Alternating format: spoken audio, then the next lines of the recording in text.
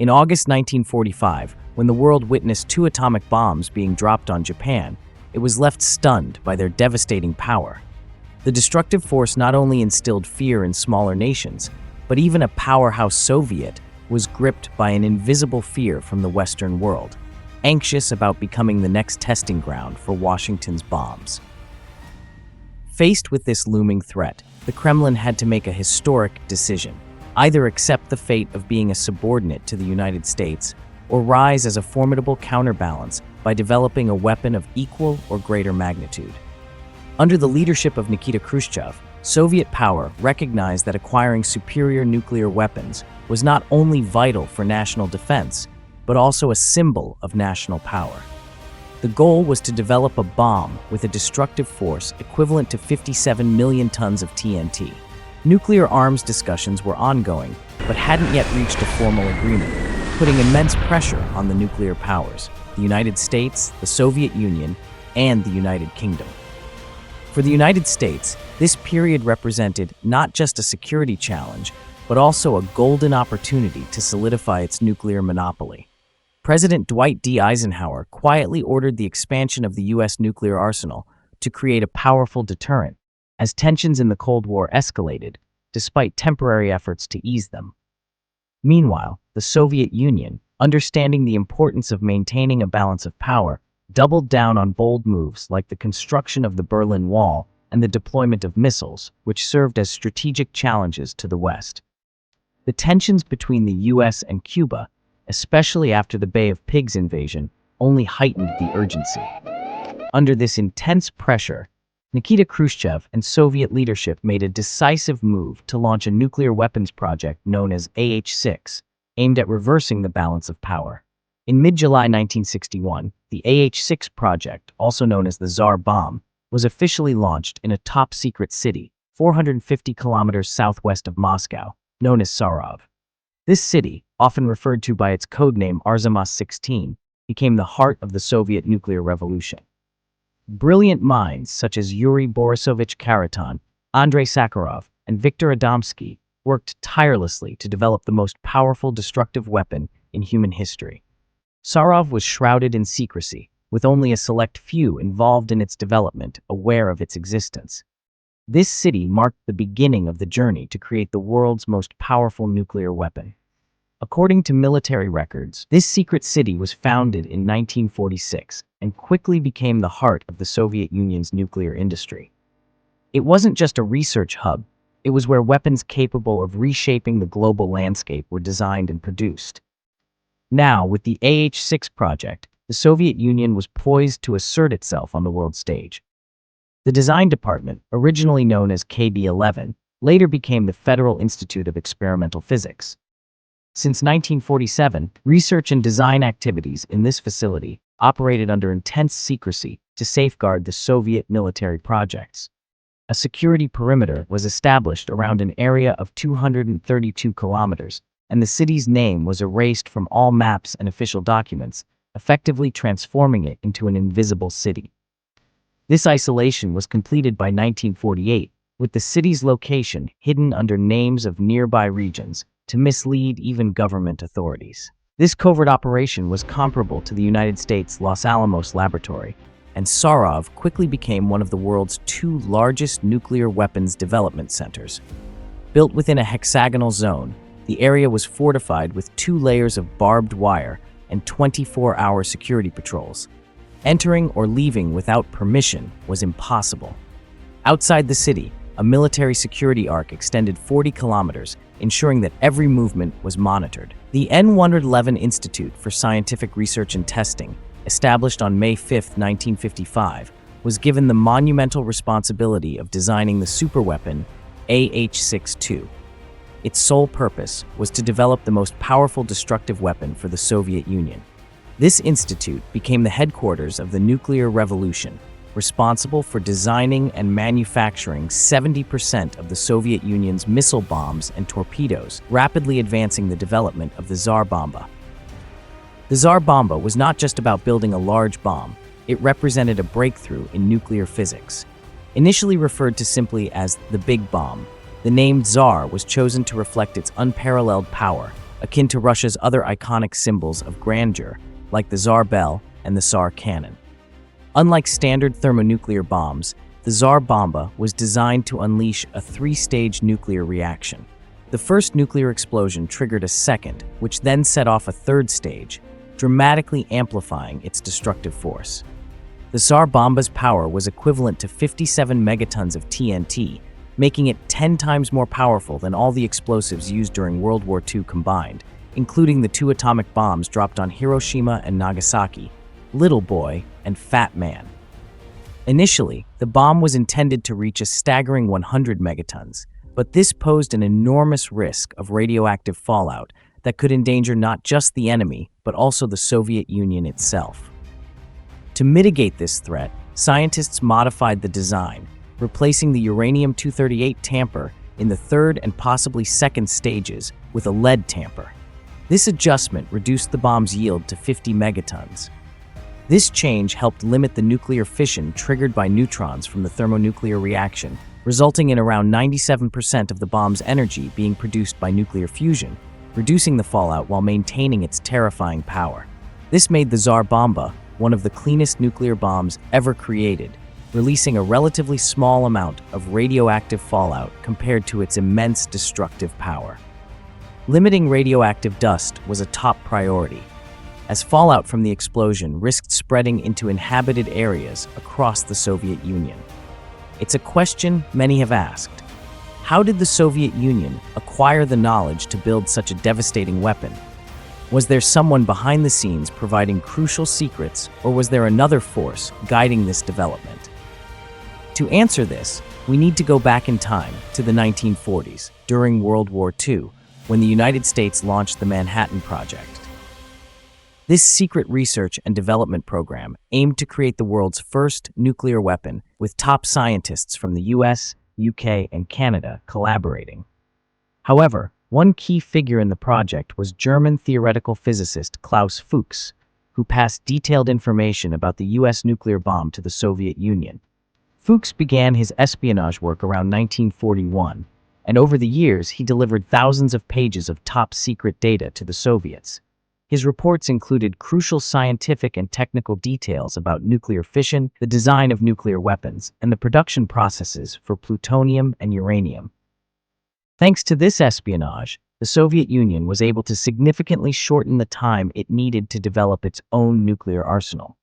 The information provided by Fuchs and other spies not only facilitated the production of nuclear weapons, but also laid the groundwork for the development of thermonuclear bombs, including the superweapon known as AH-6.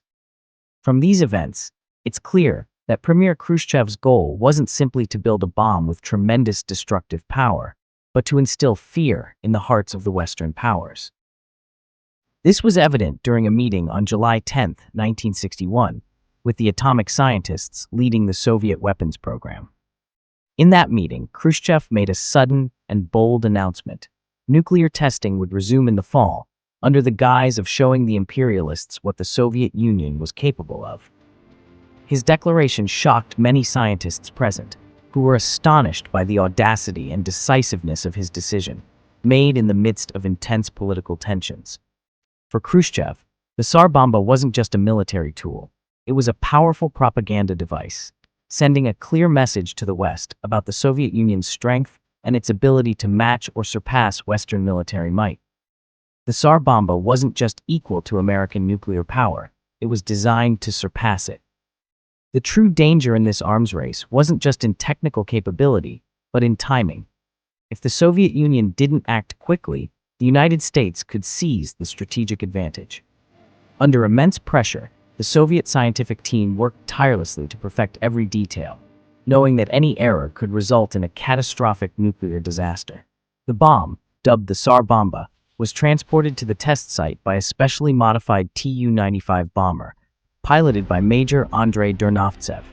This bomber, along with an accompanying Tu-16 observation aircraft, took off from an airfield on the Kola Peninsula. Both crews knew that their chances of survival were slim if the calculations were off. They risked being consumed by the explosion. The Tu-16 was responsible for collecting air samples and recording the entire test process. Both aircraft were covered with a special white reflective paint to minimize damage from the intense heat of the nuclear explosion.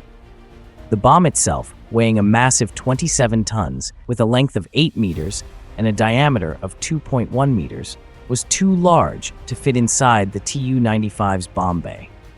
The plane had to remove its bomb bay doors and leak fuel in order to carry this devastating weapon. According to the plan, the bomb would be released at an altitude of 10,100 meters and fall to 4,000 meters within 188 seconds before detonation. It was equipped with an 800-kilogram parachute designed to slow its descent and give the crew enough time to escape the blast radius. They needed to cover at least 50 kilometers to avoid being engulfed by the explosion. In the cold Arctic air, both planes embarked on one of the most dangerous missions in human history. The fate of the squadron depended on the flawless execution of every step of their calculations. At 11:32 a.m. on October 30, 1961, the Tsar Bomba, an unprecedented thermonuclear weapon with terrifying energy, was about to make history. Dropped from a height of 10.5 kilometers over the desolate Novaya Zemlya archipelago, north of the Arctic Circle, the bomb was designed to detonate 4 kilometers above the ground. As the bomb descended, sensors picked up sharp pressure fluctuations, a testament to its precision as a machine of destruction. Then, at the moment of detonation, the world witnessed an explosion unlike any other. The fireball soared to a height of 64 kilometers, 6 times the height of Mount Everest, and the heat from the explosion could cause third-degree burns up to 100 kilometers away. A massive mushroom cloud stretched across the skies, visible as far away as Finland and Sweden. The shockwave shattered windows hundreds of kilometers away, and atmospheric convergence caused destruction within a 1,000-kilometer radius. The seismic shock from the explosion was so intense that it circled the Earth 3 times. Although the seismic wave's intensity was measured between 5 and 5.25 on the Richter scale, most of the bomb's energy didn't convert into seismic waves because the explosion occurred in the air rather than on the ground. The world had just witnessed the most powerful bomb ever detonated. The Soviet Union had sent a chilling message to the world. All the windows in the plane were covered with special curtains, but after the explosion, the crew could still feel the terrifying heat rising. The air was filled with a burning smell, except as recorded by the pressure wave sensors. The shock wave from the explosion reached the aircraft when it was 115 kilometers away from ground zero, causing the plane to lose 1,000 meters in altitude. However, the crew acted swiftly and managed to regain control. The next 2 shock waves had almost no impact on the aircraft's operation. When the Tu-95V bomber landed safely, it was discovered that the white paint, which had been applied to reflect the intense light radiation, was almost completely scorched. Despite this, the damage was surprisingly limited. Had civilians lived within a 50-kilometer radius of the explosion on the Novaya Zemlya archipelago, they would have faced catastrophic consequences. However, since 1957, all 12 human settlements on the archipelago had been evacuated to the mainland. Only scientists and technicians remained to oversee the testing. Soviet scientists and political leaders observed the explosion from a distance of 50 kilometers. Theoretical physicist Alexander Sakharov recorded in his work that just 2 hours after the detonation, researchers arrived at ground zero and measured radiation levels of around 1 milliroentgen per hour, a level not considered dangerous to human health. For research purposes, the Soviet test group had intentionally left herds of sheep and goats at varying distances from the explosion site to study the effects of nuclear weapons on living organisms. Although the explosion was relatively clean in terms of environmental contamination, the blast radius of 55 kilometers saw widespread destruction. Buildings collapsed, roofs caved in, and windows were blown out. The landscape of Novaya Zemlya was transformed dramatically, with many mountain peaks flattened and the ground scorched. Initial U.S. estimates pegged the bomb's destructive yield at 57 megatons, but Russian sources later confirmed the actual yield to be 50 megatons. Though more modest, this was still equivalent to 1.4% of the total energy output of the sun. The explosion of the Tsar Bomba marked the pinnacle of human destructive capability. However, its enormous size and weight made it impractical for use in actual warfare. Transporting the Tsar Bomba posed significant logistical challenges, limiting the range and speed of bombers. Even intercontinental ballistic missiles, ICBMs, couldn't carry such a massive payload. Its unparalleled destructive power was undeniable, but it was more of a symbolic show of strength than a practical weapon of war. In conclusion, the Tsar Bomba project far exceeded the expectations of the Soviet government. Its unprecedented explosive power sent shockwaves throughout the global community, particularly in Washington and Western capitals, forcing them to reevaluate their military strategies. The sheer terror of the explosion made the US and its allies reconsider the trajectory of their nuclear ambitions. This turning point led to a crucial moment on August 5, 1963, when Washington and Moscow signed the Nuclear Test Ban Treaty, prohibiting nuclear weapons testing in the atmosphere, outer space, and underwater. This marked a significant milestone in the nuclear arms race and laid the foundation for stability, helping to reduce the risk of global nuclear war.